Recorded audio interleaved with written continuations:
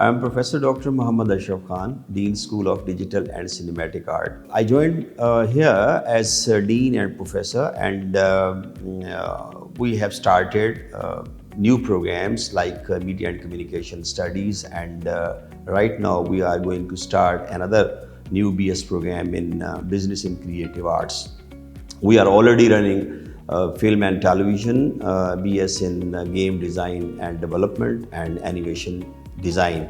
We have state-of-the-art media labs for game design, development, animation and film and television. And I rest to show that when you will join, inshallah, IAC, especially the School of Digital and Cinematic Art, you will gain not only the knowledge which is related with the media field, but you will also learn how to practice that knowledge, because we generally emphasize on technical skills and technical knowledge, and especially the knowledge-based skill.